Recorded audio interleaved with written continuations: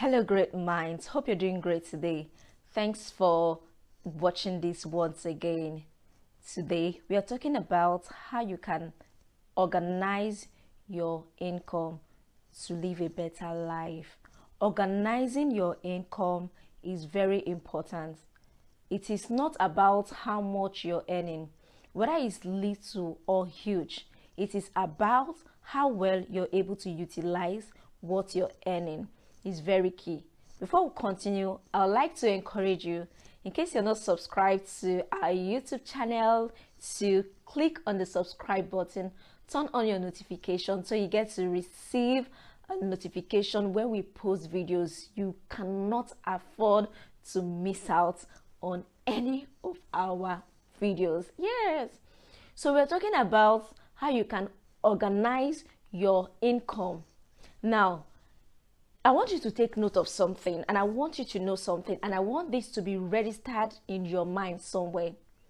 You are never defined by what you wear. You are never defined by what you smell. You are never defined by what you drive or what you ride. Never. You are who you are because of the value that you can add to others. You are who you are because of so much and all the things that God has imputed in you.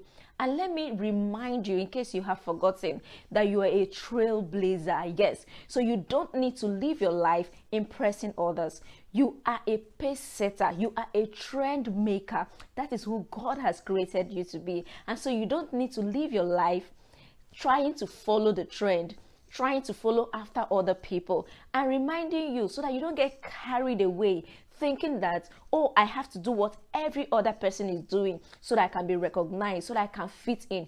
You don't have to fit in. You have to stand out, because the purpose for which you're here on earth is for you to make your own impact. So it's time for you to recognize this, acknowledge it, and accept it, because you are who you are based on all the wonderful, great, value-added things that God has created you with. Hallelujah.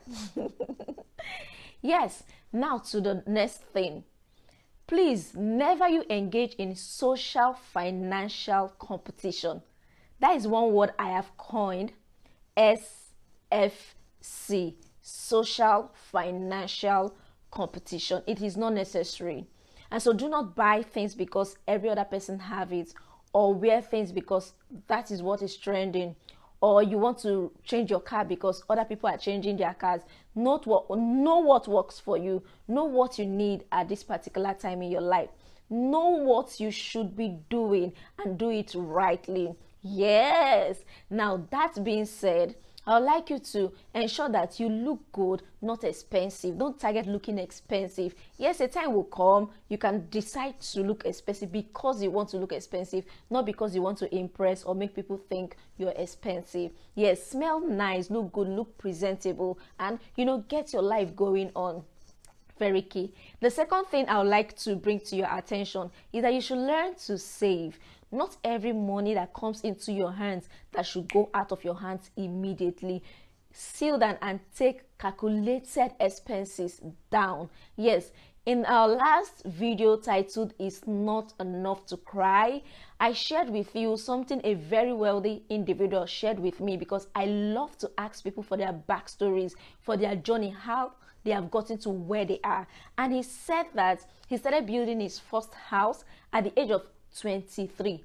Please take note, as at then he wasn't a graduate, but he was working. It shows that he was doing a little work that was paying little, but he was able to buy a land and start building his house. And so it's all about planning. In case you have not seen that video, "It's Not Enough to Cry," I encourage you to go and watch it. I'll leave the link in the description box below. After you watch this video, click on the description box, check for the link, and follow through so that you can understand why we are talking about personal finance, organizing your income, because it is very key. You can achieve a lot contrary to popular opinion, including doubting ones. Yes. So you learn to save your money. There are many ways you can save. One way that you can save is to, in case you're a business person, an entrepreneur, have a group of people, join an existing one or create one yourself. anything, any room you want to be in, anything you want to do, if it doesn't exist, stand up and create it by yourself. Yes, you have the power of creation. Yeah, you're made in the image of God, and nothing is impossible for you. Now join or create one where you save certain amount of money monthly, and one person goes home with the money for the month, and so it rotates. Let's say you have 5 people in that particular group, and so the first person, maybe you're contributing like 10k each. The first person will go home with 50k. The second person the next month is going home with 50k until the circle is complete and starts all over again. That way, you get to save up money and take it in bulk so that you can do things that are reasonable and meaningful. Great! Another way you can save money, if you're a corporate person that is working, 9 to 5, like myself, I'm also working 9 to 5, you can join your cooperative society. Now, this cooperative society, they help you keep money. Apart from the fact that they give you loans, to do other things, they sell something sometimes that you can access and pay later and all those things. But one major reason why I joined this cooperative is to, be able to save extra, money and not have access to all the salary. For example, I put certain amounts there. This money doesn't get paid with my salary because it is being deducted from source. So at the end of the month, I have money going somewhere. At the end of the year, I have particular money that is being saved. And so except I have really, really demanding things, I do not touch the money. It helps me save. Another thing you can do is to ensure that you do not have all your accounts linked to mobile banking app and internet banking, ATM, passbook and all that. In this age where technology and online things are almost taking the whole percentage of the space, I want you to be careful. When you have internet banking on all your accounts, spending will be like at the snap of a finger, money is out of your account. At the snap of a finger, money is out of your account. But wherever you have that account that you have to you don't have to easily access it, you have to go to bank. You think of the stress, you think of the tellers that would be asking you different questions, and you'll be discouraged. That way you have some money that you'll be saving. Another thing I would like to tell you is to invest your money. Yes, what I would like you to invest in, you can invest in yourself education wise, you can invest in yourself training wise, you can invest in yourself, brush up your skill. If a photographer, to learn how to edit better, to learn how to do things better. For example, I'm also a life coach, and I've taken a course this year, an online course on life coaching. This is to make me, better. I paid some token. It's an investment to what I do. And so when I'm coaching my clients, they can see the difference, and I get to, value for my own value that I'm giving out. You see.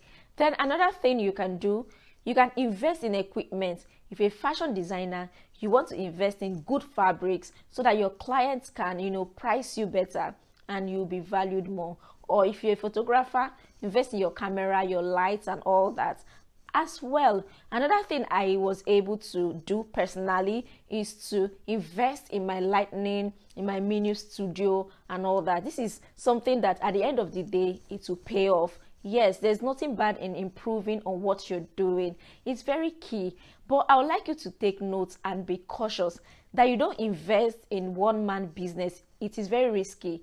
I've taken that route before, and I can tell you for free that it's highly risky, and I would not recommend you to do that. Anybody can move away with money. You see, money can make people to quarrel and fight forever, in case you don't know. Another thing I want to chip in, don't lend out money you know that if they don't return it, you might want to commit suicide, or to break up a home, or to break up a relationship. Please be careful of this. But I want you to be careful. Plan how much you get to give out each month. Let me tell you, the Bible tells us that give and it shall be given unto you, good measure, pressed down, shaken together and running over, shall men give unto your bosom. So it is very important you give. Yes, have a particular amount that you give out each time. Give to the less privileged, give to those around you. Tithes and offering, yes, you do that. It is very, very key. Another thing I would like you to take note of, is prioritize your spending. For example, we have what we expect from other people. We have what we expect from ourselves, but there's always something that is needed. So it's what people expect from you versus what you expect from yourself versus what you truly need. Sit down, tell yourself the truth. Do I need to get this thing now? Which would I prefer? Which will help me better? Which will add value for now? Which is just a want and not a need? And when you do this, trust me, you're organizing your income and you'll see that you're making a headway. I want to tell you about investment. Real estate is okay. Yeah, these days we have, agents or companies that allow for installments, payment by installments. So you want to look at for real estate. Land will never depreciate. Yes. So you want to look at for real estate and pay, monthly, that, little money. You don't have to have the millions, you can pay little. You can also invest in government bonds, but I will not encourage fixed deposits because, these days it's just 0.04, depending on your bank, is really low. So I really advise you to invest in yourself, education, your skill, your equipment of work, then real estate. It's also okay. Yes, for now we're going to stop here. For now, I would like you to use your pen and biro, pen down these things, put it into action and see, is there any way that you have saved your money? Is there any way that your income, you have managed it in a way that is better than what I've said? Share with us in the comment section and let us learn from you. Yes, people are waiting to learn from you. Then is there any decision that you took that paid you or did not pay you? Have you ever invested in one-man business and it backfired? Share your experience with us. Let's have this conversation. Until I meet you in the comment section, do have a great day. Bye.